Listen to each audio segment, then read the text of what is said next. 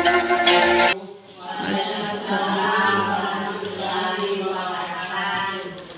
syukur kepada Allah Subhanahu wa Ta'ala yang mana pada hari ini kita telah diberikan rahmat dan karunia kepada kita semua, sehingga kita bisa berkumpul di ruangan yang sederhana ini dalam rangka mensosialisasi budaya positif di sekolah ataupun di kelas di sekolahnya ini.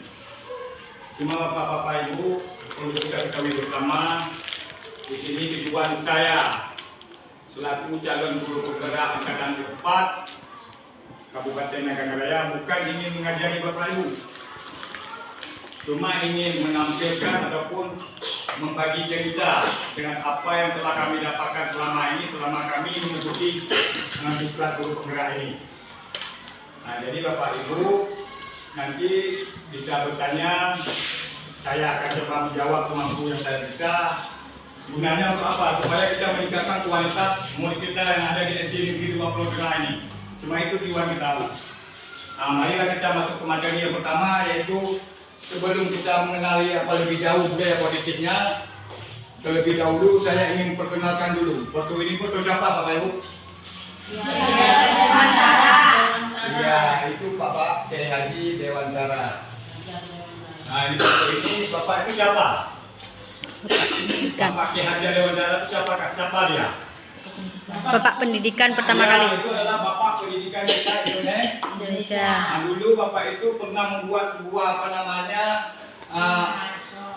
Ing Ngarso Sung Telado Ing Mario Mabun Kasor Tuturi Handayani. Itu sebuah peribahasa yang sampai sekarang masih teringat kita. Gunanya apa? Di depan kita memberikan teladan, kemudian di tengah membangunkan kekuatan ataupun terus berkarya semangat, kemudian di belakang memberikan dorongan. Tujuannya apa Bapak Ibu? Ketika kita berada di depan murid, kita harus bisa memberikan contoh teladan, contoh yang baik kepada murid-murid kita, gunanya bisa diikuti supaya untuk contoh dia ke masa depan. Kemudian di tengah, ketika kita berada di tengah murid, kita juga seperti itu Bapak Ibu, bisa membangkitkan semangat, membangkitkan gairah murid kita untuk terus belajar. Kemudian di belakang memberikan dorongan. Ketika kita berada di belakang murid, kita juga harus bisa memberikan dorongan yang bagus demi meningkatkan kualitas pendidikan murid kita. Sekarang coba kita pahami dulu tentang filosofi Kiai Haji Dewantara tentang pendidikan.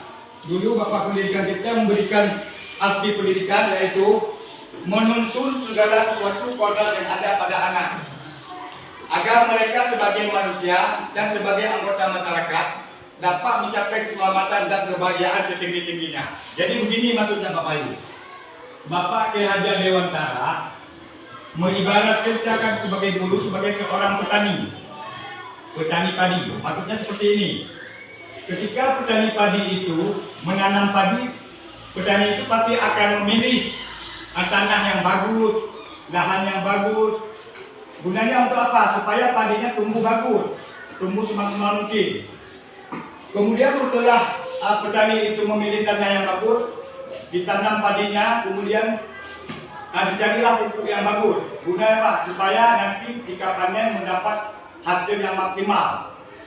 Kemudian Bapak Ibu, sepandai apapun petani itu, tetapi petani tersebut tidak bisa merubah kodratnya, kodrat tanaman itu. Maksudnya seperti ini. Kan tidak pernah kita dengar seorang petani padi menanam padi akan tumbuh jagung. Pernah dengar Bapak Ibu? Tidak. Berarti sehebat apapun seorang petani tidak akan bisa merubah kodrat pada padi itu. Begitu juga kita seorang pendidik Bapak Ibu. Yang kedua ingin kami bilang di sini, setiap murid kita pasti memiliki kemampuan masing-masing. Ada kodratnya tersendiri. Terkadang murid A bisa pelajaran bahasa Indonesia, belum tentu murid itu bisa pelajaran matematika. Maka dari situ kita ketahui karakter manusia ataupun murid itu berbeda-beda. Kita hanya menuntun mereka, Bu, dengan apa yang mereka miliki. Cuma kita memperkaya kodrat mereka supaya mereka menjadi manusia yang lebih baik untuk masa akan datang. Itulah tujuan daripada filosofi Kiai Haji Dewantara tentang pendidikan. Kemudian Bapak Ibu, kita sebagai guru ini juga memiliki ada 5 nilai yang penting yang ada sama kita. Menjadi seorang guru harus memiliki 5 nilai. Apakah nilai itu? Yang pertama mandiri, nanti saya bahas satu persatu bagaimana yang katakan mandiri seorang guru. Yang kemudian kedua reflektif, ketiga kolaboratif, keempat inovatif, dan kelima berpihak pada murid. Sekarang saya bahas tentang yang namanya dulu mandiri.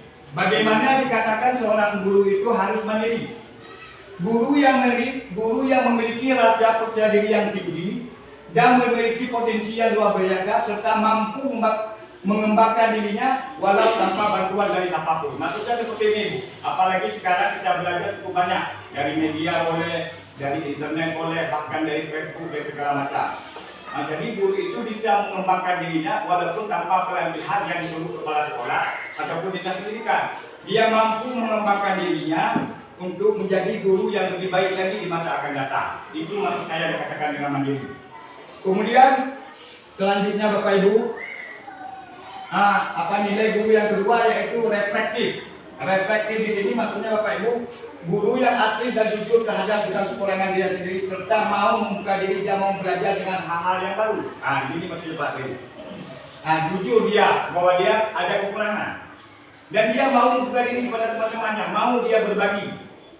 Namun dia serta mau membuka diri dengan hal-hal yang baru. Itu dikatakan dengan reflektif. Maka seorang guru juga penting memiliki nilai-nilai nilai reflektif tersebut. Kemudian yang ketiga Bapak Ibu, seorang guru juga harus kolaboratif. Kolaboratif itu artinya kerjasama Bapak Ibu. Maksudnya gini, guru yang mau bekerja sama dan mau berbagi baik bersama guru dan murid maupun dengan baik pihak manapun. Maksudnya seperti ini. Ketika kita ada permasalahan di sekolah, ada suatu baik di kelas maupun di lingkungan sekolah, kita sebagai guru ini bisa membagi sama guru yang lain. Baik itu berupa yang positif, misalnya kita ada ilmu setelah kita belajar, ada apa-apa kita berbagi sesama guru. Begitu juga ketika ada kita bermasalah dengan murid. Kan tidak ada mungkin setiap belajar kita berjalan dengan baik, pasti ada permasalahan di kelas masing-masing. Kita mau bekerja sama dengan guru untuk menyelesaikan permasalahan itu. Kemudian yang keempat Bapak Ibu, yaitu inovatif. Ini yang penting sekali bagi seorang guru Bapak Ibu. Guru yang menjadi inspirasi bagi orang lain dan siswanya serta selalu mencari hal yang baru demi kemajuan murid-muridnya itu sendiri. Maksudnya seperti ini. Kita sebagai guru Bapak Ibu harus bisa berinovasi. Maksud inovasi ini kita harus mencari hal yang baru untuk anak-anak kita.